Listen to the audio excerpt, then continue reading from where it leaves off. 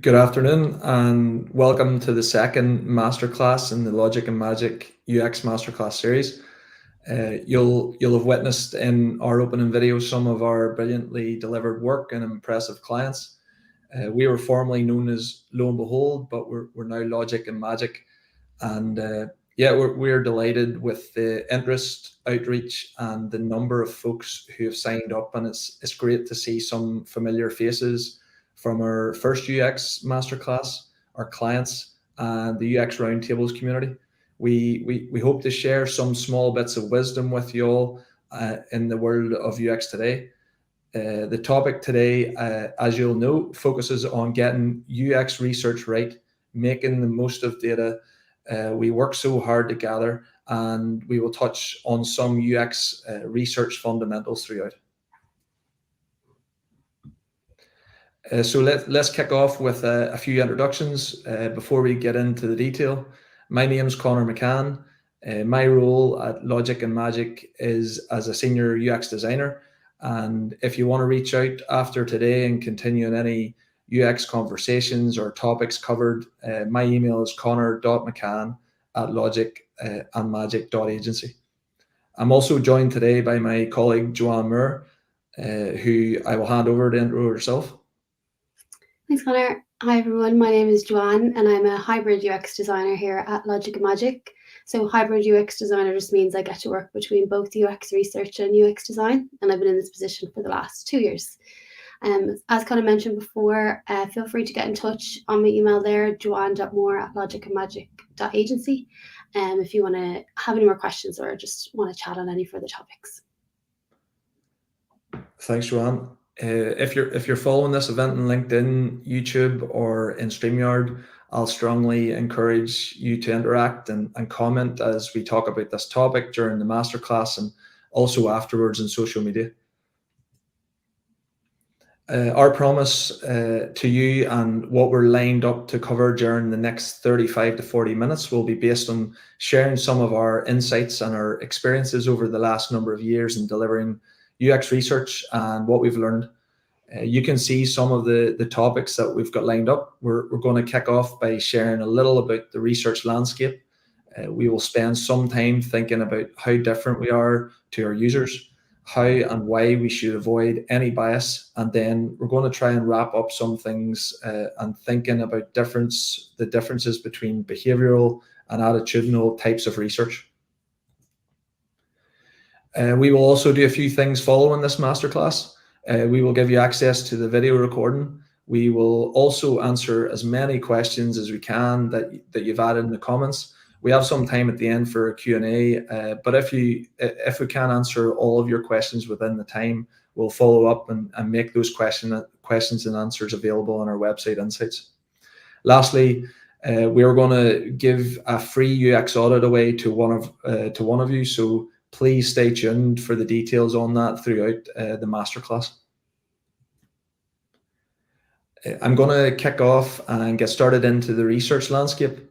And the big message or the big principle of the research landscape is that we get the richest possible understanding of our customers when we try to see the world through their eyes in a number of different ways. And what I mean is this. Think about a regular graph in terms of Google Analytics 4 and the traffic coming to your website. You might look at the graphic like this, and you might see the peaks and troughs of traffic as a site goes through your regular monthly, quarterly, or annual cycle. But the important thing about looking at something like analytics is behind every visit, there's a human. Behind every visit, there is someone who has a need, who has a task, who has a reason for being on your site, and who's there in order to get something done. Some of those customers will be sweet spot users for you. There'll be people who you would love to do business with, those who have budget, those who have needs that match what you do, and you want to look after those people and you want to serve their needs, but you might have users also who are maybe classed as tire kickers, who don't have budget, who may be competitors, who you have really no particular interest in serving. And what I'm getting at here is that the numbers give us a good insight about what's going on, what we need to push, and try and understand the human stories behind the numbers. So when we think of the research landscape, which is available to us, what we are really talking about is we're thinking about how we can understand not just the broad numbers, but the human stories behind those numbers. This question has been on the minds of UX professionals for a long time. And in 2014, a guy called Christian Rohr put together a very helpful research landscape query to help us understand the different types of research that is available and the different types of methods which happen across the landscape. There are two axes on this landscape. The first axis is the behavioral attitudinal axis. Behavioral research measures human behavior. Attitudinal research measures human opinion. And the big dynamic here is that behavioral research is a much more accurate predictor of future user behavior compared to attitudinal research. Behavioral research gets much more statistically powerful, much more quickly than opinion-led research. So if we were running a survey, for instance, which measures opinion, we would be wanting a large number of responses to that survey. Depending on what we were asking before, we would deem that survey to be statistically meaningful. However, whenever it comes to something like usability testing, we know that with a much smaller number of usability test subjects, we can identify a high percentage of the usability issues, near 80% actually. So yeah, quite a significant number. Behavioral research is a very powerful mechanism in which we can understand how our software, our designs, or our digital products work in the real world. And it's also helpful because it's a real predictor of future performance. The single best clue as to how it will act and behave today, tomorrow, next week is how it acted yesterday, the day before, the day before that. There's something very accurate about using current and previous behavior as a barometer of likely future behavior. We straight away can think of similar scenarios that uses current and previous behaviors as future predictors, thinking about things like sports predictions, weather forecast, traffic updates, to name a few. Yeah, so the other axis then is the qualitative quantitative axis. Quantitative information tells us what's going on, while qualitative information gives us clues as to why it's going on. So to give you an example of that in action, let's say you look around an e-commerce website, and let's say you notice a step between step 3 and 4 on a checkout process. 75% of your users fell away and didn't complete that. Quantitative insight would correctly tell you that you're almost definitely letting your users down, as 3/4 of them aren't going any further. But what do you do about it? What's the problem that you need to fix? Why is it happening? Well, the answer is in the quantitative information, or sorry, isn't in the quantitative information alone. And it will tell you to, so what you might do is, you maybe set up an exit survey, and as users try to leave, you might ask them, we see you're trying to leave and the website, so why are you leaving now? Most users won't tell you, but some will. So let's say, for example, you display that question to 10,000 users and you get 1,000 replies. And of those 1,000 replies, 500 of those are to do with postage and packaging. Perhaps the postage and packaging was too expensive, or it was confusing, or it was maybe poorly calculated, or it was mentioned too late in the flow. You have a bundle of information around the reasons why people are leaving, and all of a sudden, what you've got now, you've got a quantitative insight. 3/4 of the people are leaving, with the qualitative insight of the people we have spoken to. Half of them are leaving because of the packaging. You can bring the qualitative and quantitative insights together, and all of a sudden you're empowered to make design decisions. So the reason that I share that is I want to build up this picture that when we get both behavioral and attitudinal insights, and we also get qualitative and quantitative insights about our users. It allows us to build up a rich picture of their motivations, their needs, their behaviors, and their actions, or maybe things they need, the reasons that they're there behaving in a certain way, the reasons that they're not completing tasks, and they're not finding what they want. There's a richness to choosing the right methods across the research landscape, as Roar has put together. And I think the big message, or the challenge that we'd love to leave with you as part of today, is to encourage you to get out of the data quadrant. Don't spend all your time purely in the data. Now, the data is massively valuable, and helping you understand that, or helping you understand what the people do, and helping you understand how many people are doing it, or how much it is happening, it gives you a really good broad picture. But as you can see, according to Roar, why and how it affects tends to be over onto the qualitative side. And that's where we go digging to find the human stories under motivations behind, what the numbers are saying. So here's how sometimes we lay out this graph, and you'll see the top right hand quadrant where we've got quantitative statistics or analytics. We don't have time today to go into analytics in too much detail. Hopefully we'll get a chance to do that in another UX masterclass soon. All I'll say is please invest in your data layer. We often come up against ambitious design teams and ambitious UX teams who are trying to attract the attention of senior managers and stakeholders to do a UX project. And because they're under-investing in their data and under-invested in their numbers, they can't speak articulately in a language that the board understands about how their digital products and services are behaving. And you can only do that if you're properly invested in the data layer.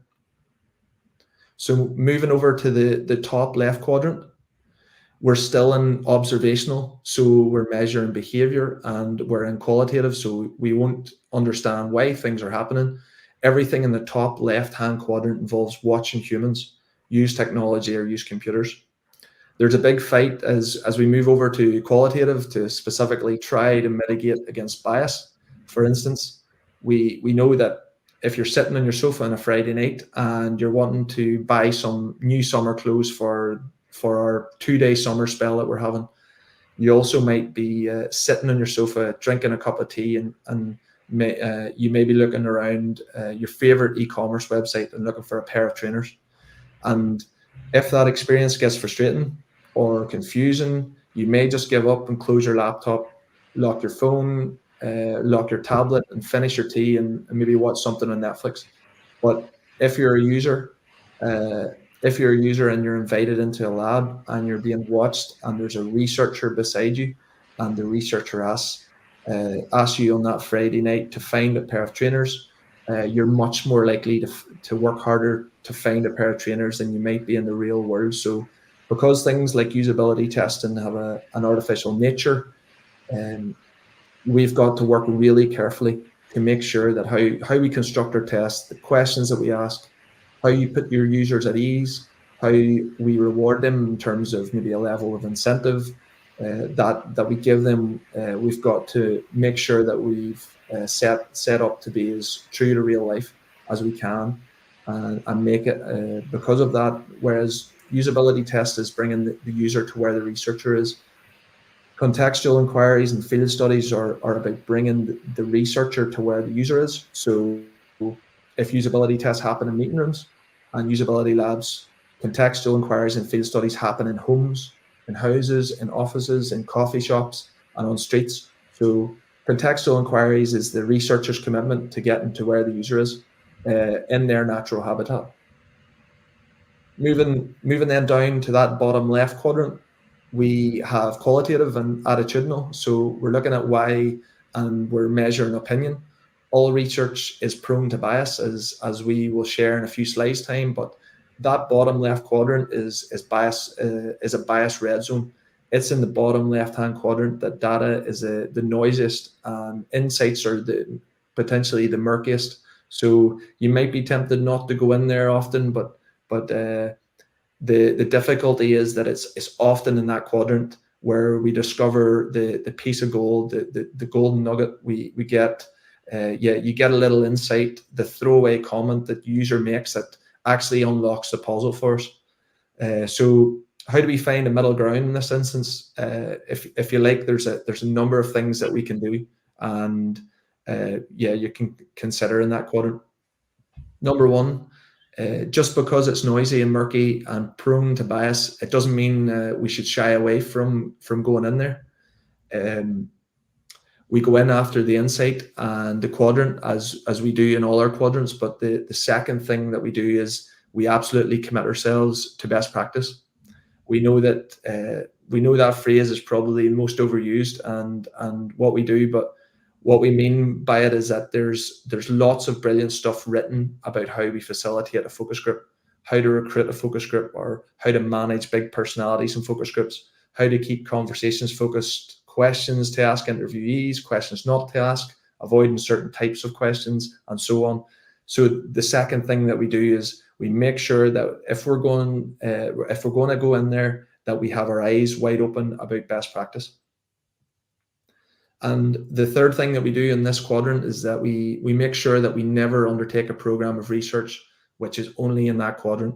We always make sure that we are active in others to allow us to calibrate or measure or to balance what we hear in that quadrant against what we learn and understand in others, because what that allows us to do is gather everything together, but being active in other quadrants allows us to kind of wash and shake that dirt and dust off what we hear in that quadrant, so the gems begin to emerge. The final quadrant then is quantitative. So again, we're measuring what's happening within attitudinal. It's based on opinion, and again in this area we find that there's great value to be had in things like online surveys, in speaking to people in places like customer call centers, email, phone, listening in on calls, reading emails, going on to social media, message board mining, and we get loads of really good stuff there. And the underlying message in this research landscape is that there is information all around us that gives us the clues to who users are and what matters to them, how they behave, why they behave that way, and so on. And every time we go in search of a piece of insight, it helps us to do design better. A phrase that comes to mind in this instance is no design ever got worse as a result of a measured encounter with a user. Every time we influence how we do design with established empirical user need, user motivations, and so on, we give ourselves the best chance of hitting the button in terms of what users need and expect from us. So that's the landscape. As I mentioned earlier, in future UX master classes, we're going to deep dive into some of the quadrants, but that gives you a broad overview of it. And the big takeaway points as we move on into the next section is that there's loads of data and loads of insight about our users in lots of different places and pieces. So get after it. Every piece of insight you get with what matters to your users empowers you to do better design. At this point, I'll hand across to Joanne. Thanks, Connor, and thanks for explaining all those research methods and where they sit in that research landscape. So we have a bit of an interaction here to get you involved, so I hope you're paying attention in the last few slides. That'll help you answer these questions. So we've got 2 questions coming up on quantitative and qualitative usability testing.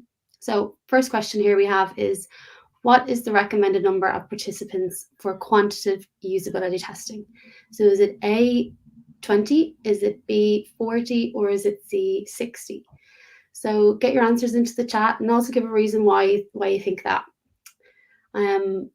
So yeah, as the answers come in, I'll just say, as Connor previously discussed, quantitative metrics is basically numbers. So how many participants do we need to start to get accurate results? The test can be based on users' performance on a given task, and these are examples like task completion times, success rates, or number of errors. So get your answers into the chat there. Is it A, 20 participants, B, 40, or C, 60? A scenario that might help put this into perspective is that we might want to know what percentage of our users are able to book a hotel room on our site. So we can't ask every user, but we can ask a subset of our target population. So what do you think there? Some answer B coming in there, not too big, not too small. Oh, a few B's. So that's 40 participants. Yeah. Most people are just answering B. Yeah, I think we have a consensus here. I think B. Yeah, I think B is the winner. So let's see if these are right. So the answer is, answer is B. Everyone knows. 40 participants. So the Nielsen and Norman group recommend that you have 40 participants for any quantitative usability test. So if you use too few participants, the results may not be statistically reliable. And if you use too many, your results may not differ. So you're spending budget when it could be used elsewhere. So next we'll go on to the qualitative user testing. So the question here is, what is the recommended number of participants for qualitative user testing? So slightly different here. Is the answer A, 5, B, 10, or C, 15? So again, get your answers into the chat and give a reason why you think as well would be great. So the difference here would be the qualitative user testing is where you would observe how participants interact with a specific UI element and see which aspects of the design that they're having issues with and what works well. So how many do you think that we need there? Is it 5, 10, or 15? And then a scenario here could be that we want to see if there's anything that prevents the users from, say, submitting a form. So we kind of view how the user would go through that process. So get your answers into the chat there. How many you think it is? Is it A, B, or C? 5, 10, or 15? This really proves who was listening in the previous slides. Yeah. So some answers coming in there. Do some C and A as well. So what do you guys think? Geez, a small group or a larger group? So kind of a mixed answers there. So we'll go on to the answer then. What do we think it is? So the answer is 5. Yeah. So the Nielsen and group say that the best results come from testing no more than 5 users and running many small tests as you can afford. So they say after 5 tests, you'll generally start to see the same patterns and you won't learn anything new. So an example here is, say you discover an issue users are having with adding to cart. So you'll test 5 users to find the issue, do a redesign, then test again with 5 users. So instead of doing 10 users just to find out what the issue is, it's better to spread out the 5 users. So just to recap on the question, so qualitative and quantitative user testing are complementary methods that serve different goals. So qualitative user testing directly identifies the main usability problem in an interface and often informs the design process. And while quantitative user testing is typically used to track the usability of a system over design iterations. So let us know what you think of those answers in the comments. Are the numbers what you expected? Get writing in the chat. Thanks, Joanne, for that. This is maybe very obvious that it might not bear repeating, but in Logic and Magic, it's almost our UX team motto. So we stand up and start of a Monday morning and say 10 times, I am not the user. I am not the user. I am not the user. Because the truth is that we must design for the user. We don't actually do that, just in case anyone thinks it. But yeah, we must always remember that the user is probably less like us than we think, and we've got to make sure that if we're going to design for them, that we know them. We only earn the right to design for somebody when we know what matters to them. There's so much that I could say about how different we are to our users. Yeah, so again, I'll pass across to Joanne now, and she'll go through an example just to highlight this. Yeah, thanks, Connor. So I just want to focus on a couple of pieces of data I'd like to tell you about, which is the largest usability study ever undertaken and was sponsored by the OECD. The data was collected from 2011 to 2015 and was published in 2016, so quite a long time. So what was the test about? They wanted to know about the economically developed world. So through the 33 countries that make up the OECD, they wanted to know what the degree of computer literacy amongst adults. So in total, there was around 216,000 people tested, with at least 5,000 participants in most countries. The large scale of the study explains why it took so many years for this to be published. So for the process, users were given 14 tasks and they were asked to complete these tasks in order, with each task being a little bit more difficult than the preceding task. So once the user failed a task, the test was over, and then they were graded depending on how far they got. So some users completed all 14, some got 12, 5, and so on. So then what happened was the researchers grouped these users into 4 different levels, with level 1 being barely IT literate and level 4 being an expert. So here's what they found. Below level 1 was 26%, so they can't use computers. Level 1 is 14%, so they're barely IT literate. Level 2 is 29%, so modern IT skills.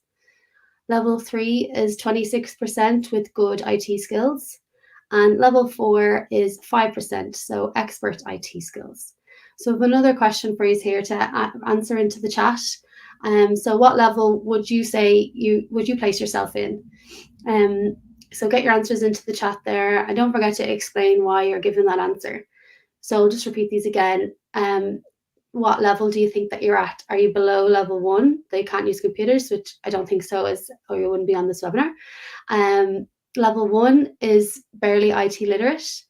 Level 2, modern IT skills. Level 3, good IT skills. And level 4, expert IT skills. So right into the chat there, what level do you think that you're at from this scale?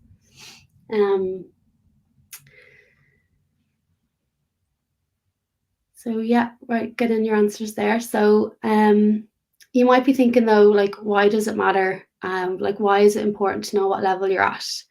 It's important to know because everyone on this call is almost definitely at level 5. So yeah, if you answered level 5, that's great. So I'm in the 5%, but I'm not boasting. It's just my job to be there. So all of my colleagues at Logica Magic are in the 5%. Most of our clients are in the 5%. So when I go to industry events, everybody that I meet is in the 5%. So in other words, I live my life in that level 4 or 5% area.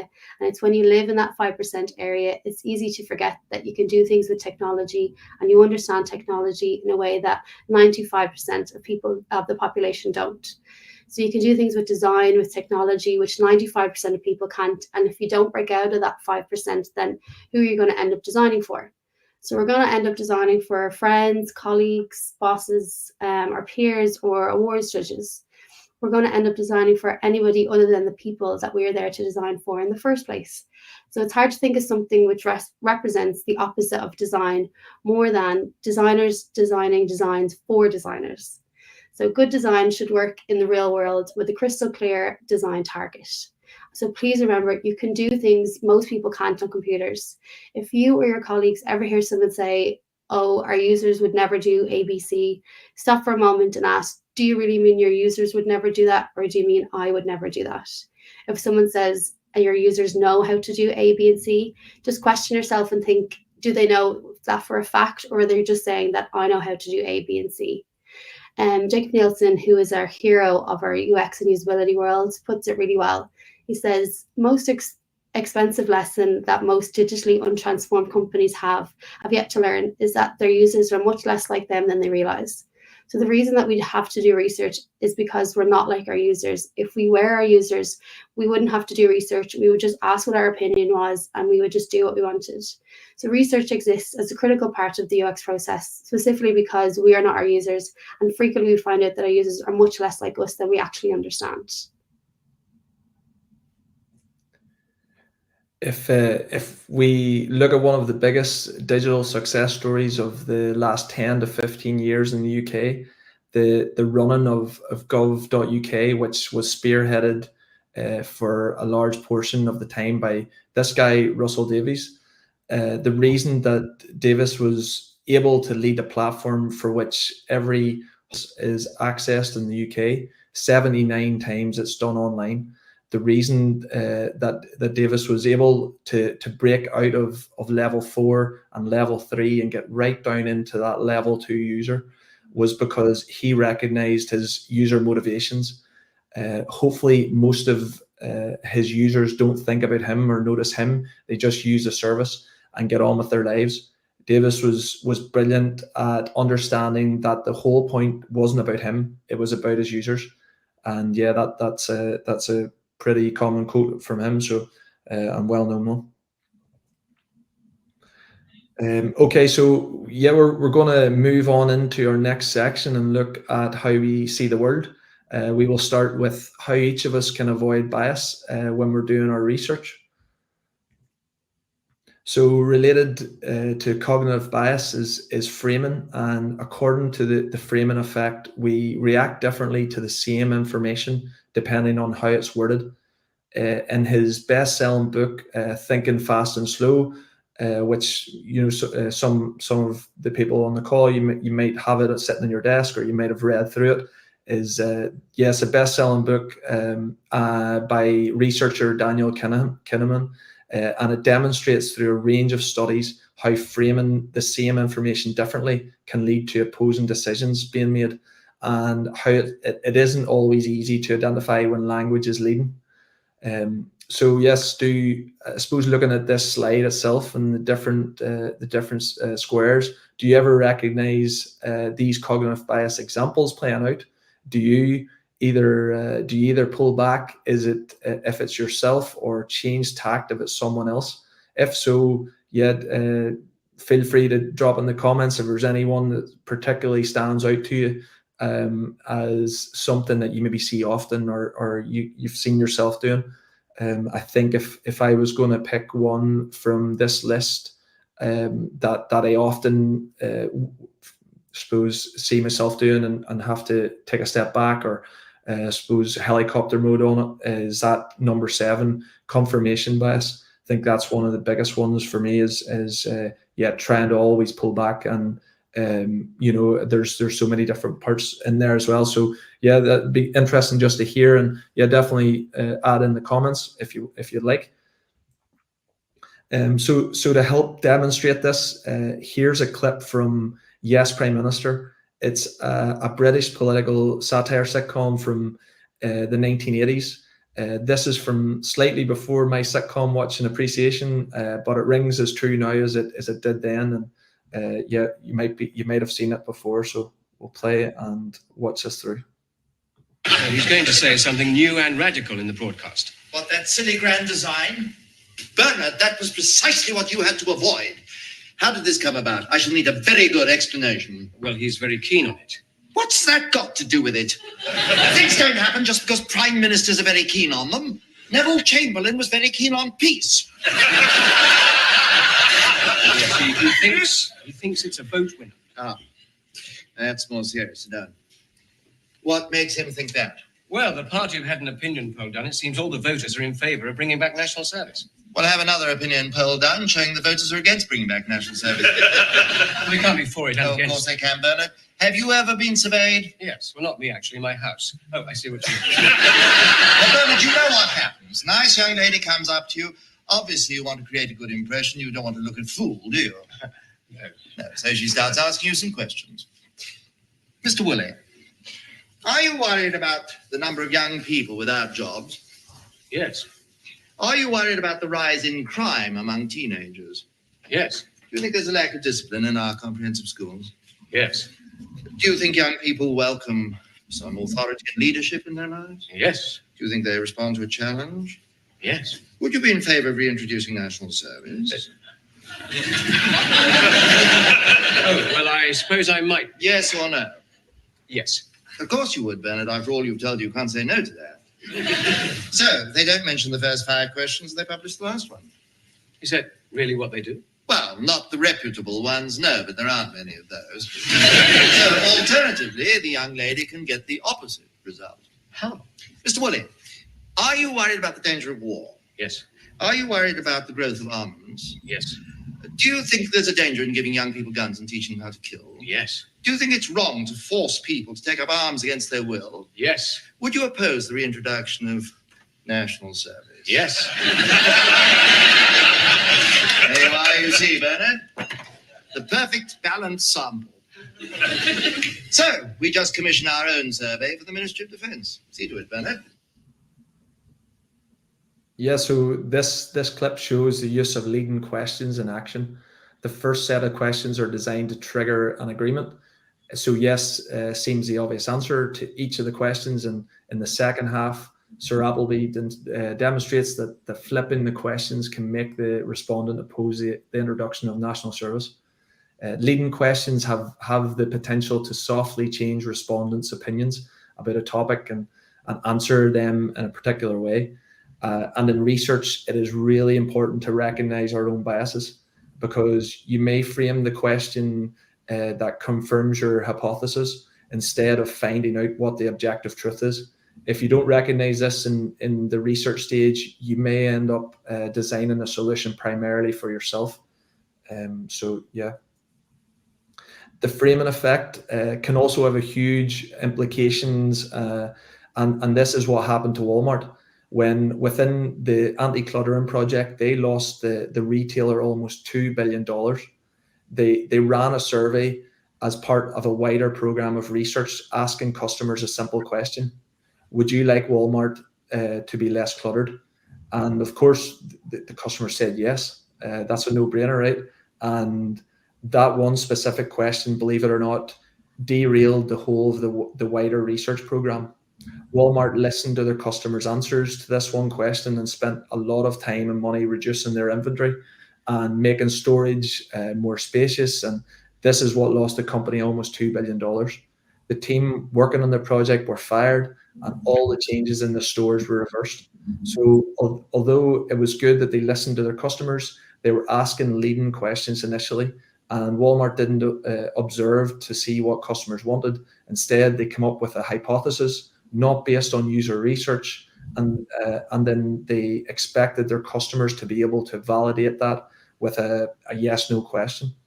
What they should have done is they should have examined consumer behavior in the stores, and they would have noticed, for example, people did like to see bargains at the very front of the store. Instead, they come up with the answer first and then answered customers to agree with us. Observing is more powerful than listening, so the lessons really are here. Don't ask customers for answers. It's your job to figure out what problems your customers are having. The famous quote by the great innovator Henry Ford, who over a century ago revolutionized the motor industry. He provided affordable cars to the masses and is credited with introducing the moving assembly line in his factories. And he's also credited with famously saying, if we'd asked our customers what they wanted, they would have asked for faster horses. And the point Ford was making here was conceptual. His customers wanted the ability to move faster from point A to point B.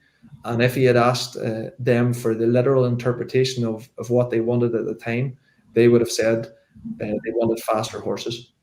Ford understood the problem, that people needed to travel faster. They just didn't know how to go about it. And this is where research insights can help to guide innovation. Investing in getting to know your user problem and not what they think the solution is. It's these research insights that guide innovation, and every business and organization needs to have an explicit understanding of their customer challenges.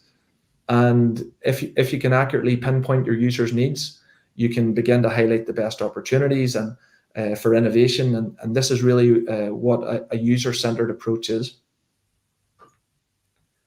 We have an example case study to wrap up. I'm conscious that we're getting near our time limit, so I'll share it and then we'll get into looking at some of your questions. So let me show you this example of behavior versus opinion in action. It's not from the world of technology, but I hope that it lets you see how a rounded approach and a behaviorally driven approach helps us to uncover really excellent nuggets. So yes, let me tell you about Heinz. In the early 1990s, Heinz, as you won't need me to tell you, are a global mega brand.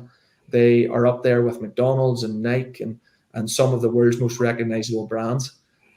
Not only are they a mega brand in nearly every geography within which it is sold, tomato ketchup is a #1 tomato sauce brand, but it's not just a slight #1.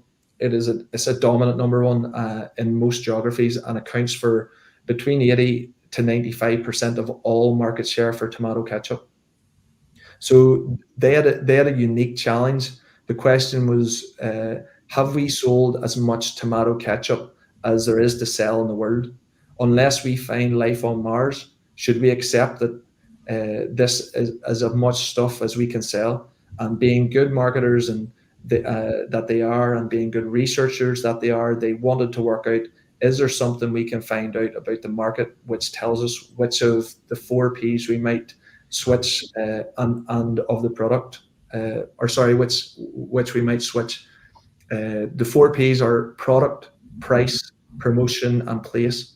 That they could maybe change and might help sell more tomato ketchup. So they started with their customers.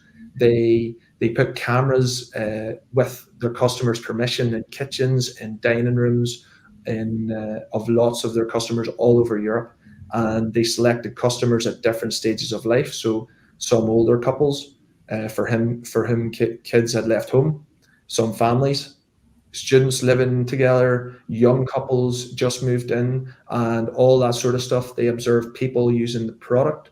So lots of the things that they found out didn't surprise them, because they were consistent with what they already knew.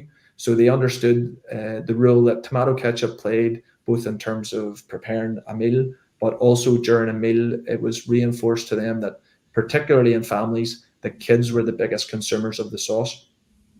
So lots of things which they already knew, but they found interesting was the dynamics around the dinner table, because often kids would start their meal, and any parent that's maybe on the call can vouch for this, with some tomato ketchup on the side of their plate, and that would inevitably be eaten. And at some stage, the kid would ask their parents, "Can I have some more tomato ketchup?" And sometimes the parent would say, "Sorry, little Johnny, you can't, because you haven't eaten all your vegetables."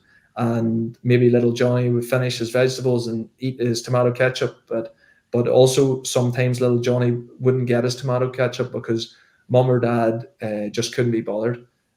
So I don't say that judgmentally. I mean by that is that very often parents are coming in from maybe a very busy day at work. They were preparing the meal. This is the first time all day today that they've had the chance to sit down, and they just wanted to eat their dinner in peace.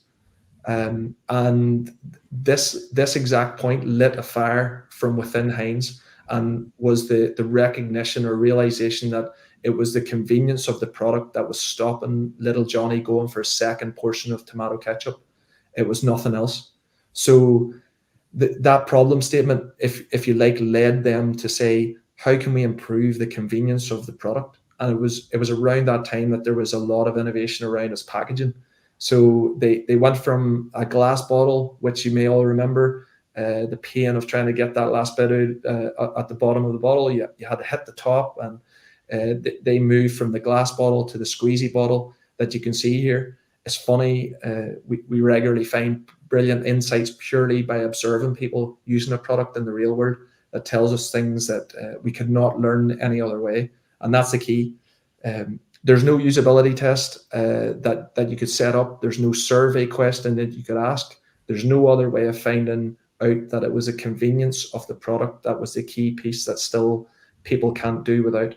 And what this brings us back to is the part of observational research versus our behavioral research. So let me finish off then. Allow me to close off with a few of our principles as we think of it, closing off, I suppose, maybe the formal part of our second UX masterclass. Firstly, richness of insight comes from across the matrix. Once we get insights from across the qualitative and quantitative, across attitudinal and behavioral, we get a real rich understanding of our users. Please repeat 1,000 times, maybe not so much like we do here in Logic and Magic, but you're not your user. You're not designing for you.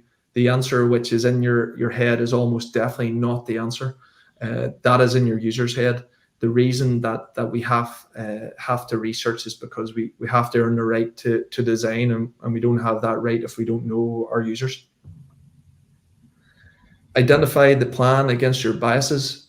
The key thing, the world of biases, is to recognize that we have them. We all have them, and then put plans in place to help us mitigate against them. See your first job as solving problems. So make sure you leave a program of research with a good sense of what the user problem is. And finally, the best indicator of future behavior is past behavior. Yeah, thanks everyone for sticking with us. Some of your questions have came through. So at this point, yes, please add any more you might have in the comments, and we'll be able to see those there. Yeah, we had asked during the week. There was a poll posted which is asking which topic would you like most to know more about, and the front or the leading result on that was UX research pitfalls to avoid. So yes, the first point that I noted down was confirmation bias. Only seeking out information that confirms pre-existing beliefs or assumptions. That's something, yeah, definitely a pitfall to avoid if we can, and always being I suppose aware of it, and those other I suppose biases that we mentioned as well. There's a lot of different ones, and it comes in different forms. So being aware of those, and yeah, avoiding them if we can. Asking leading questions. As Sir Appleby showed us in the video, yeah, it's very, very easy to do, and you can get all sorts of different results at the end to back up maybe your hypothesis. But yeah, asking questions in a way that influences or biases participants' responses is another one that we should try to avoid. Try and stay as neutral as we can. And the third point is unrealistic expectations. Expecting immediate solutions or insights from a single research study, and hopefully the first section we covered today on the different quadrants of our graph created by Rohr, having a wide spread of research methods and insights from across that the different methods shown, I think is a key there to avoid that pitfall as well. So yeah, thanks for participating in our poll, everyone. We'll just close off that formal piece, and Joanne will start off Q&A, going through a few of your questions sent in. Yeah, thanks, Connor. So yeah, lots of great insights there on UX research, and looking forward to future masterclasses on those methods. So feel free to pop your questions in the chat on LinkedIn or YouTube, and we'll do our best to answer them either here, but if we run out of time after this masterclass. So I do have one question here from Sarah. So Sarah asks, how do you determine which research method to use for a particular project? So yeah, I think this is a great question, because determining which research method to use at the start of a project is, I think, the most important phase of a project, because the results then guide the solutions. So it's important to think of things like your project goals or your objectives, who your users are, what is the project timeline, what is the project budget, and then any available previous resources. So is there any previous research been done on anything that you want to ask? So I would say create a learning plan, ask the questions then to see where the gaps in your knowledge are. then you can list out the methods that you're going to use to help answer those questions. So again, as you mentioned, it's important where possible to have a mix of quantitative and qualitative research methods. So for example, quantitative could be reviewing the analytics to identify drop-off points, and qualitative could be user interviews to see firsthand what the challenges they face. Great, so I hope that answers your question. Do we have any more questions there? Yeah, there's one here of that's came in. I've popped it up on our screen. Is if thanks Rory for sending this in. If faced with varied feedback post user testing, some finding the designs intuitive versus some not at all, what would influence your decision to keep change the designs? Rory, for me it would relate back to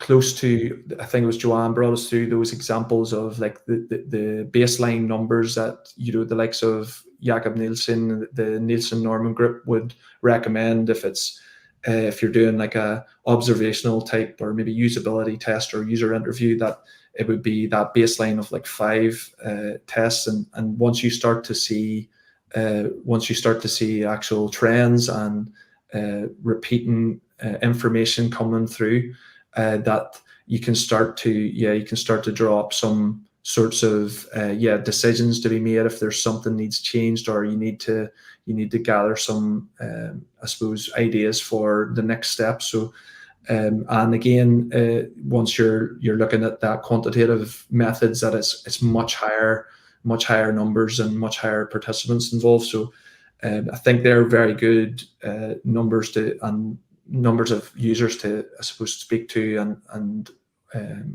lean on to start with. And hopefully that's helpful on that point. Yeah.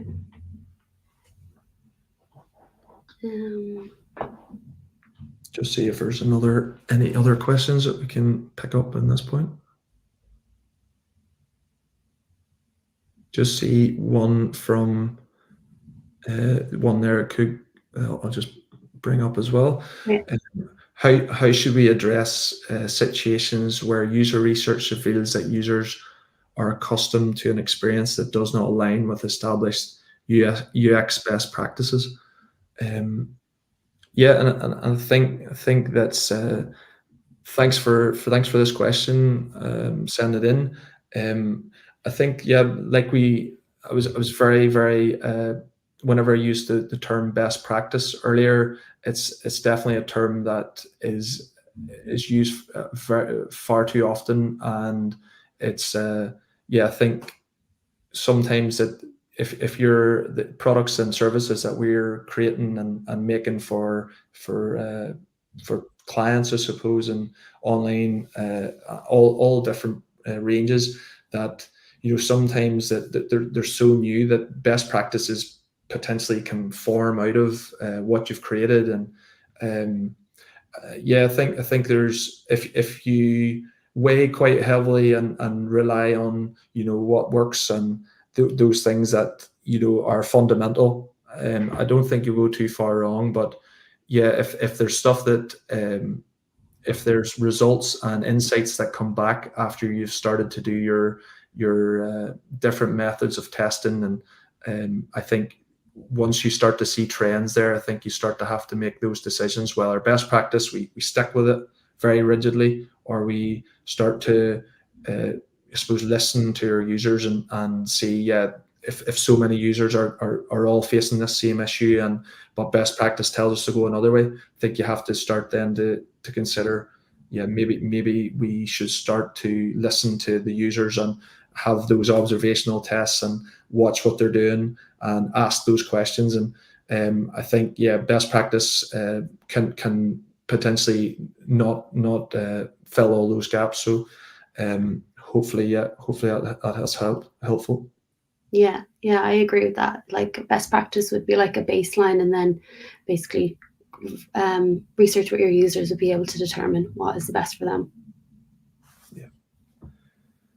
Yeah, thanks. I think that's all the questions that we have through. So again, yeah, thanks everyone, and I'll just go on to our final closing slides. So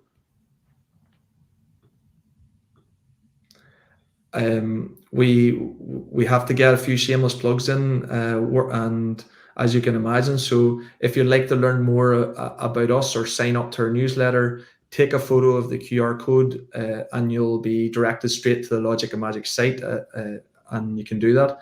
If you enjoyed today and want to join us again, our next two masterclass webinars will both be coming up in May. Emma will be going live on the 15th of May to talk about all things strategy and marketing.